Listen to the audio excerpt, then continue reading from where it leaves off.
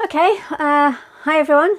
This is part 2 of my using my leftover dyes solutions.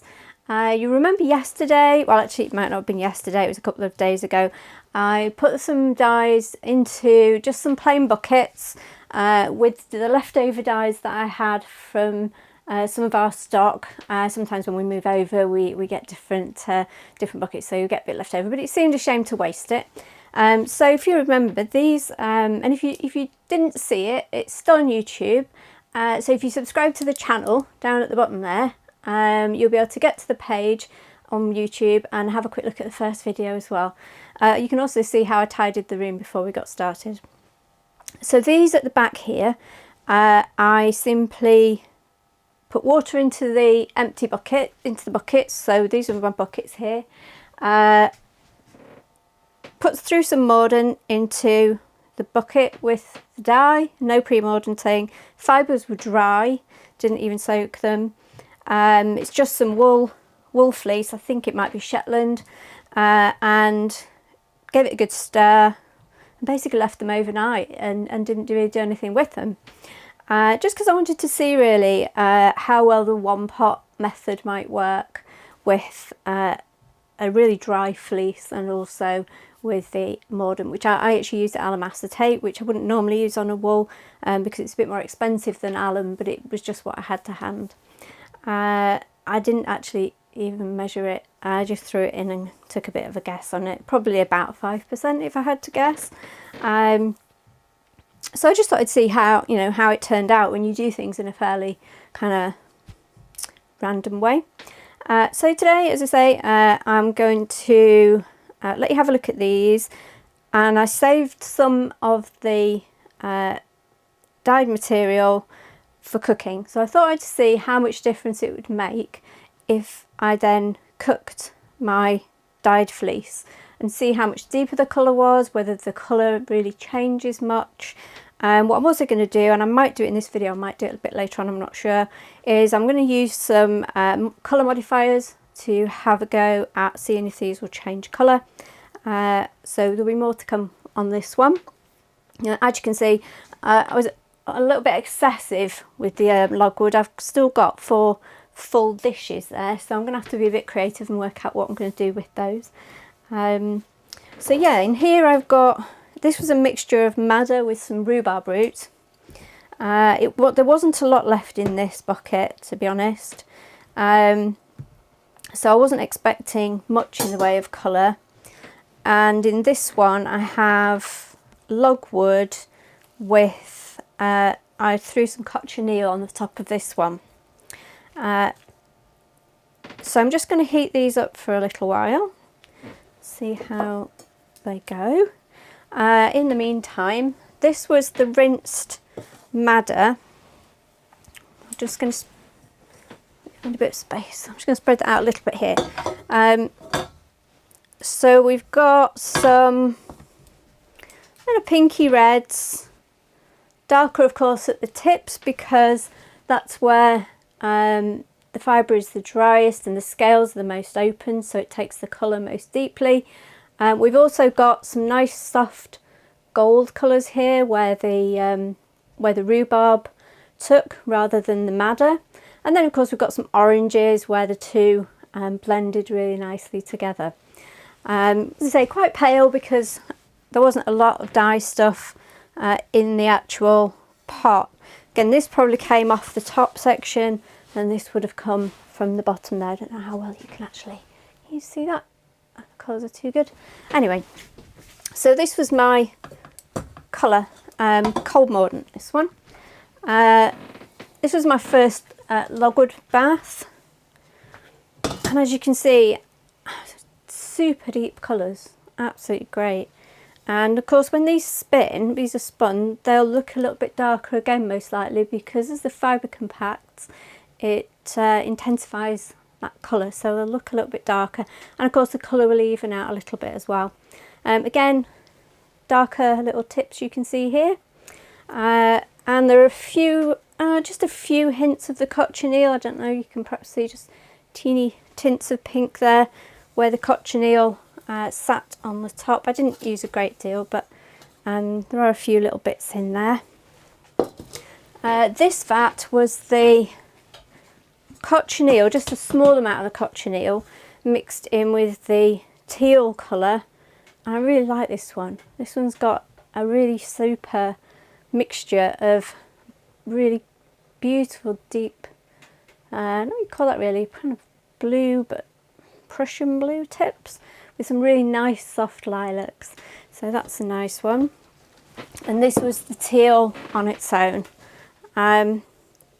Looks a little bit to me like a Saxon blue.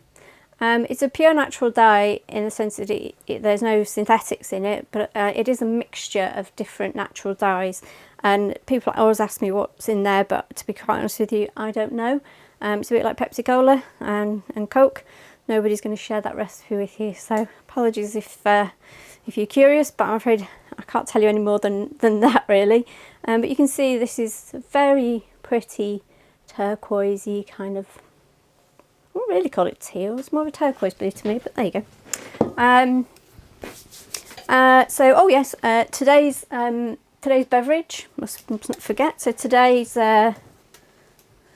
tea is this is just so, I wish you could smell this, it's so nice.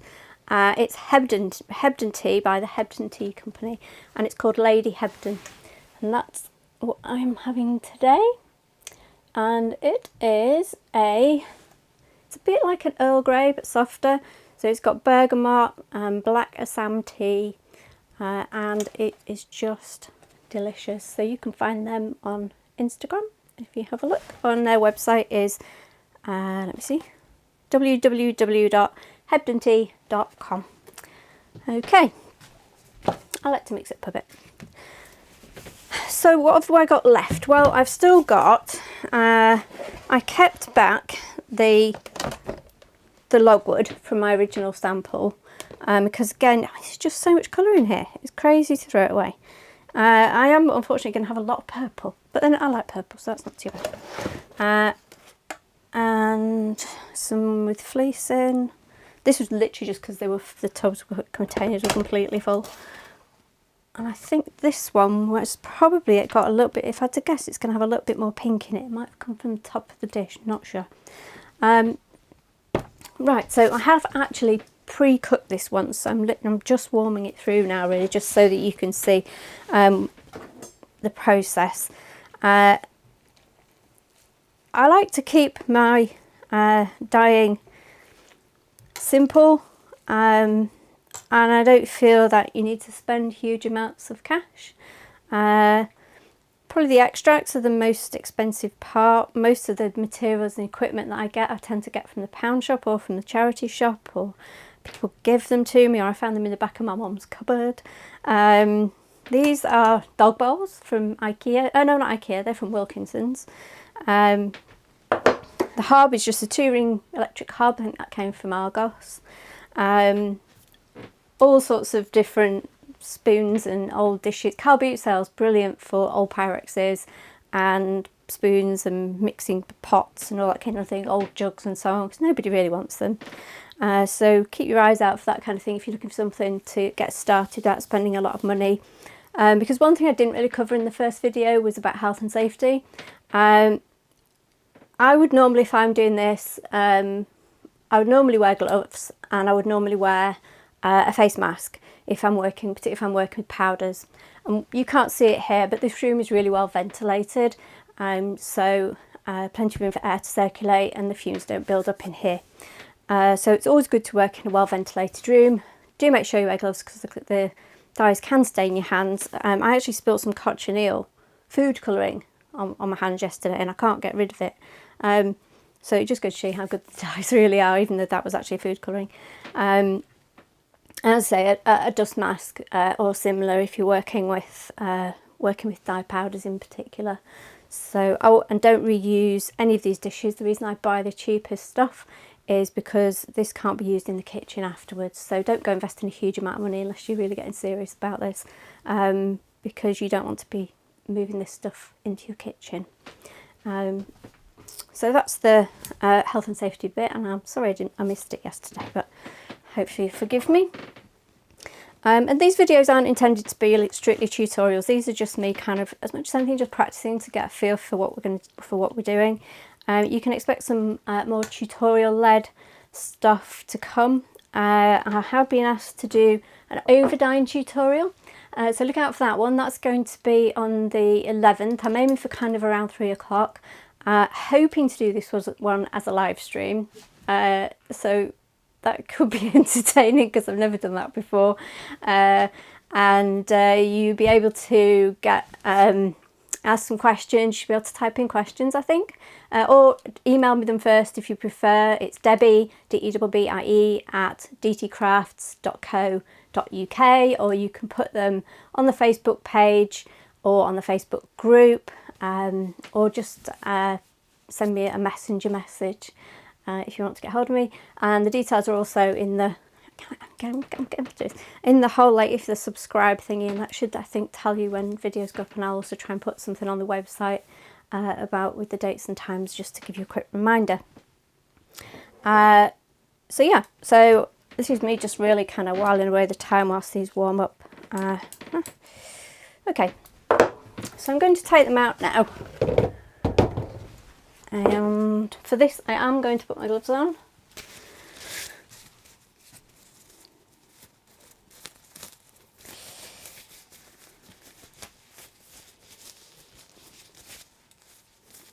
If you've got any requests, by the way, for videos or tutorials, or if there's a book you'd like me to review, if it's a book I've got or a book I've got in stock, drop me a note and I'll do that. It's quite hard online, you know, to when you're buying unseen, to know what exactly a book's going to be like, and everybody's got their own views as to what things they do and don't like in a book. But I'm always happy to have a quick chat through what's in different books if you're interested, or any of our products if you want a demo of a product, or you've got a burning question, do ask.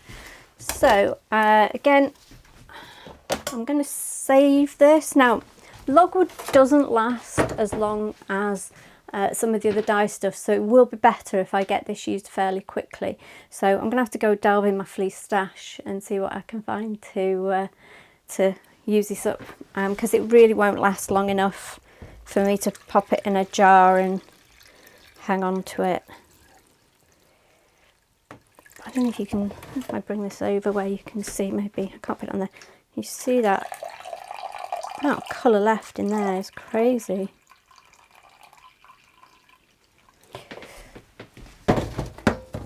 Right, don't want to put this straight into cold water, of course. Ouch, because it's not good for the yarn or the fleece. Look at that, fabulous, like purple colour.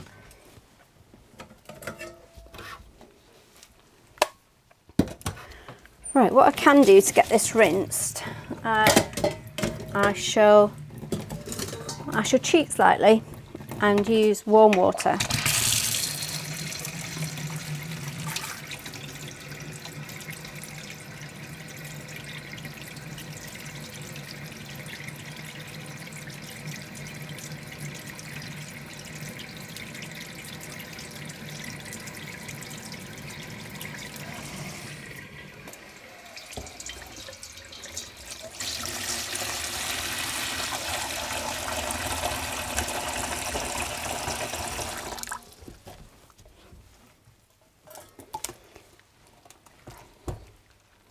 So as long as I move this between, as long as the water temperature doesn't change, it doesn't matter that I go straight from the dye pot into the rinsed water.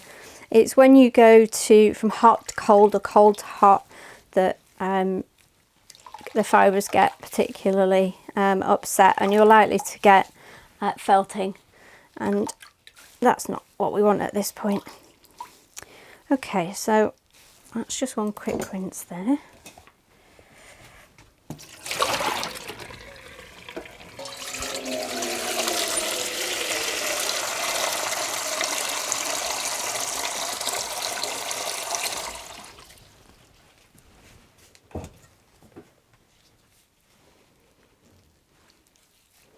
When I'm rinsing, gently squeezing, no twisting, no wringing.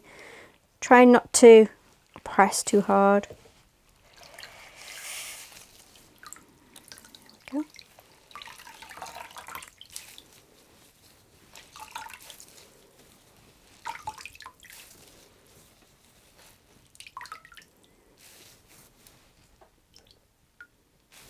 Okay. This is obviously going to take quite a bit more rinsing, but it will give us an idea. I have a big spin dryer down there that I use for my fleece, and I find it absolutely invaluable. It saves me so much time, and it saves the RSI too. So just to give you a quick look at this now, it will go paler when it's fully rinsed and dried, because there's dye still in there, but also it will always dry to a couple of shades paler. But what I think you'll notice is that the colour is generally more even, so that tippiness is not quite as evident, and the general kind of colour uptake is that bit better. And if you compare that to my cold dyed version, obviously that colour at the moment is a lot more intense, and we'll see what that comes out like when it's been properly rinsed and dried. Okay, so I'll put that to one side.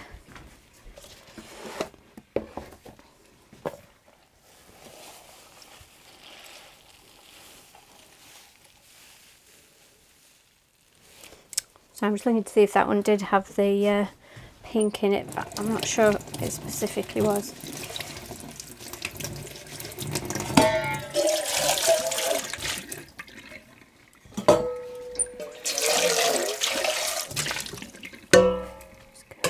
Quick rinse for the minute.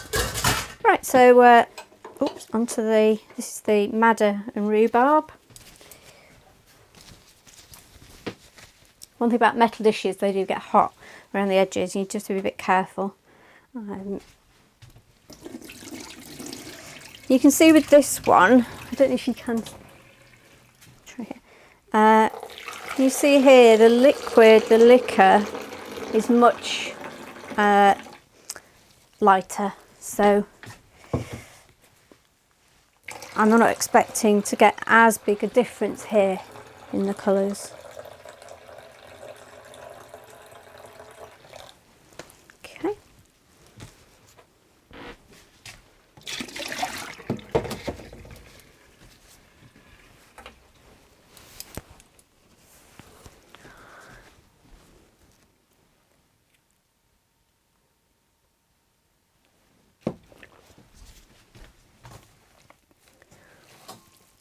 Give that a quick squeeze. Oh, oh, oh, oh, oh.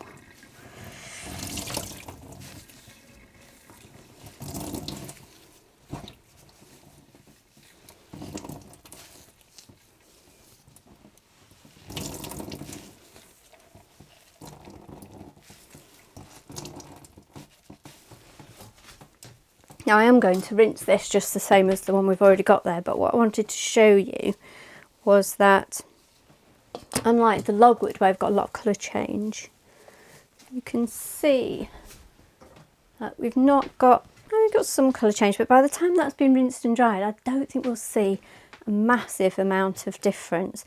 Slightly orangier for anything, but that might be partly because the dye bath got more mixed up, so the logwood, the rhubarb and the madder were more intermixed. Certainly deeper colour, I don't think there's any question about that. Part of that might be because I didn't cook these until they were actually sat in the pot for that bit longer than I'd anticipated, but you can see there a bit of the colour difference in between those two. So what should we do next? Well, let's I'm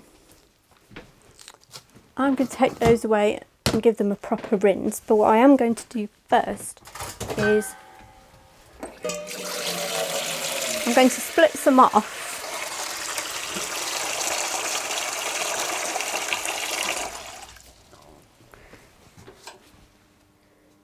and just do a quick colour modify on it. So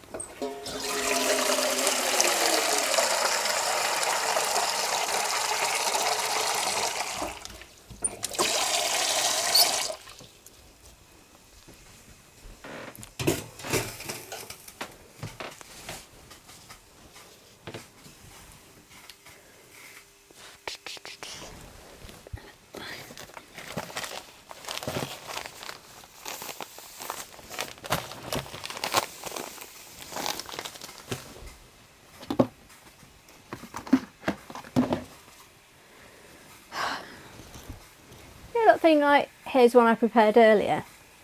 Yeah, here's one I didn't prepare earlier, which I should have, so bear with me.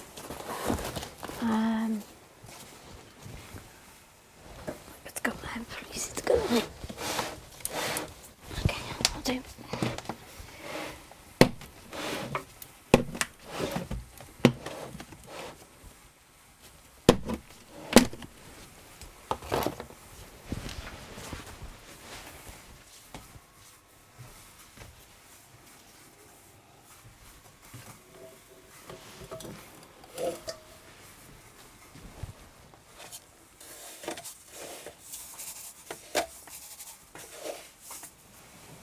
So this is going to have a little bit of sodium carbonate in it, an alkali. You could use something like calcium hydroxide, or you can even use indigestion tablets, settlers or something like that. Other brands are available. And give that a quick stir.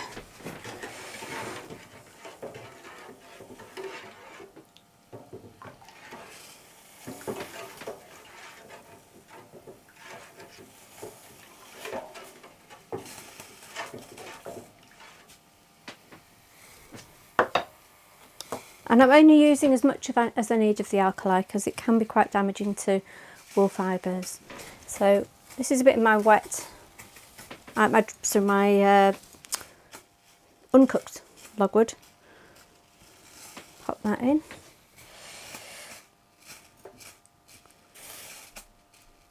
Might change the colours, it might not. Some dyes are very sensitive to pH, some dyes are not particularly affected by pH or water quality at all.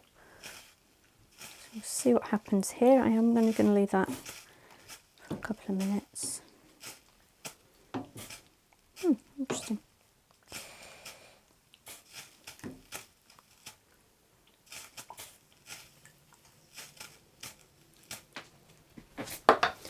And in the other one I'm going to use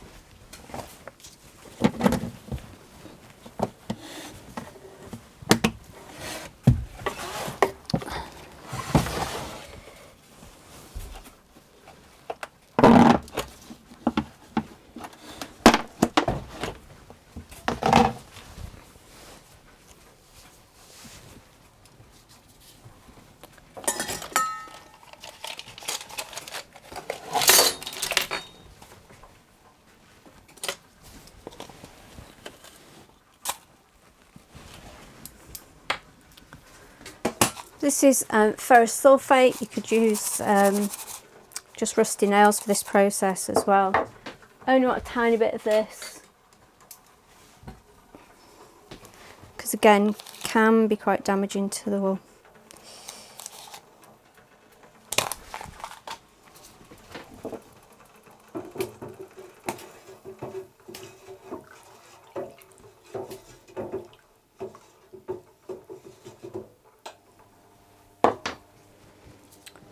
Let's see what's happened to this, shall we?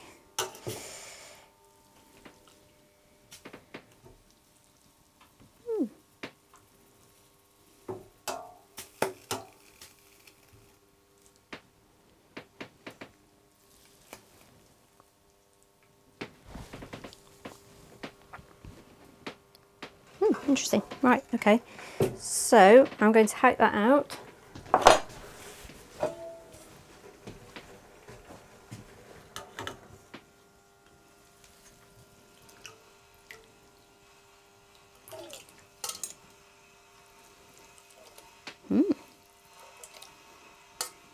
This one's quite good. Quite happy with that.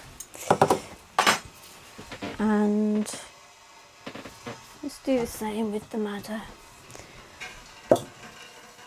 Once the colour gets really manky, I'd normally change this, but because we're just experimenting a bit here, I'm not going to get too worried about this. Let's pop that in there. Whilst that's happening, I shall put, since we've got such a lot, I'm going to put some of this one, logwood. Again, this is the uncooked logwood in here.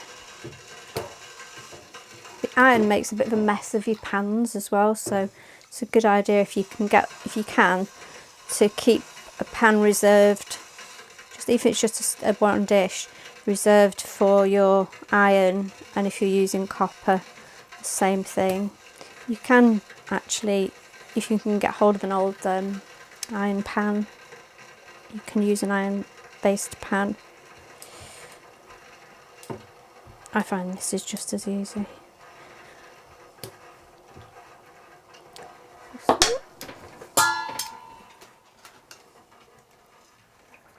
Oh, now then, can you see that?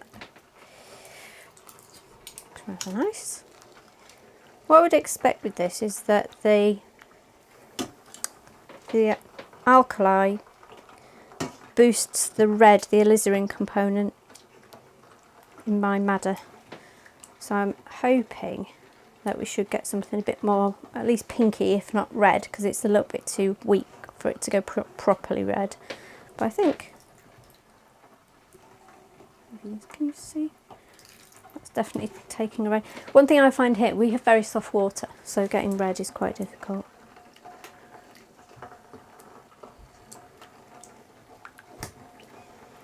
Okay.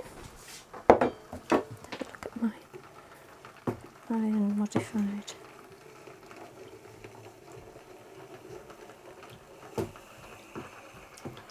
And you won't really see the effect of these properly until they're washed and dried. I think it's good to see the different stages.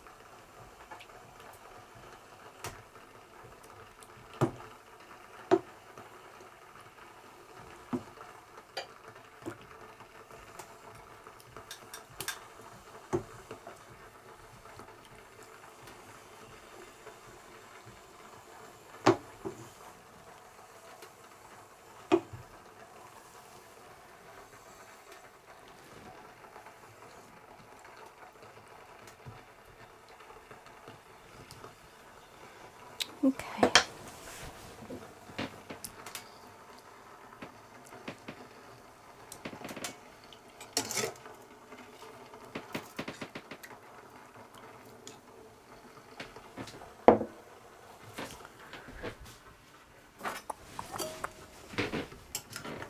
You can get through a lot of these dishes. It's a good job they are cheap.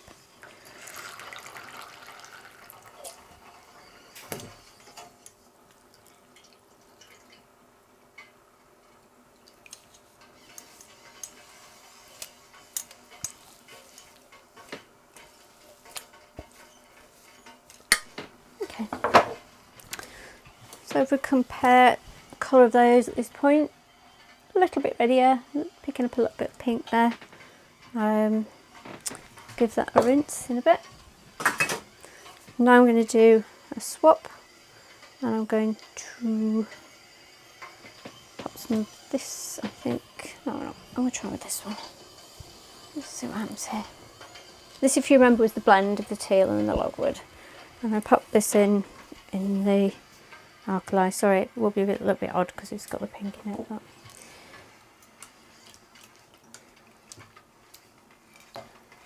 I do like a bit of an experiment.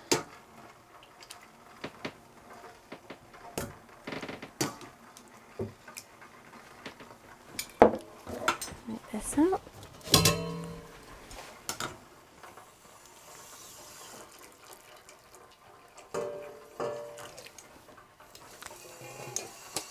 Normally I'd want to get this rinsed pretty quickly, but it's going to be a little while I just organise a couple of other samples. But just give a quick comparison of the unrinsed and the comparison that's with the alkali there, the iron and the alkali. Okay. and I'm going to do this one, I think. Let's see how we go with this one.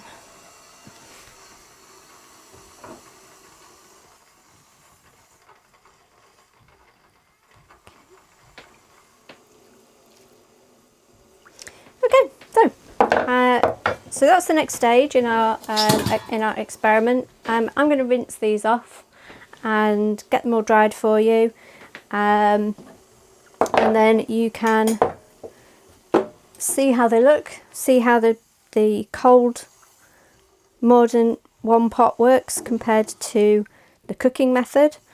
Have a bit of a look at the modifiers, and see what different colours we can achieve. And I've got plenty more logwood to play with there, so I'm going to maybe do a bit of blending with those at some point and see what other colours I can get to, although they're really dark, so I don't know which I'm going to get much more. But anyway, so yeah, thanks for watching. I hope you've enjoyed it. As I say, look out for over dyeing on the 11th, 3 o'clock, that's Saturday.